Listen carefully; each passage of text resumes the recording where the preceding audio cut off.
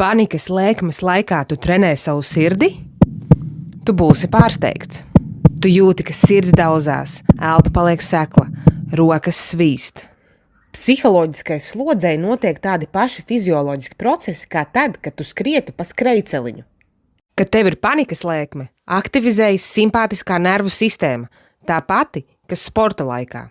Pulss pātrinās, asinis plūst ātrāk un elpošana kļūst intensīvāka. Panikas lēkmes laikā pulss var uzliekt no 120 līdz 140 sitieniem minūtē, pat vairāk. Tas ir tieši tāds pats slodzes līmenis, kā skrienot pa skrejceliņu ar vidēju intensitāti.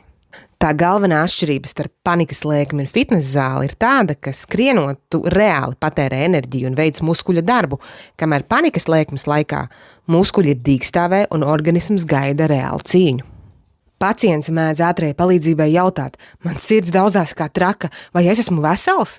Un ko viņiem atbildēt? Ja nedaudzītos sirds, tad būtu miris. Tas nebūtu nenozīmē, ka trauksme ir veselīga, bet panikas lēkmes laikā tavs ķermenis parāda, ka viņš ir spēcīgs, reaktīvs un dzīvs, ka viņš ir gatavs reaģēt. Mēs zinām, ka Latvijā ir trauksmes sirēnu pārbaude, ļoti svarīga sastāvdaļa valsts drošībai. Mēs esam informēti par to un neskrienam uz bunkuru, bet pārbaudam, vai tā strādā. Līdzīgi ir ar tavu panikas lēkmi. Skaidrs, ka jāsaved kārtībā disbalans, kas ir radies, bet ja tev notiek šī panikas lēkme, tad zini, ka tavs organisms pilnā sparā parāda, ka viņš ir gatavs reaģēt, ja nu kas.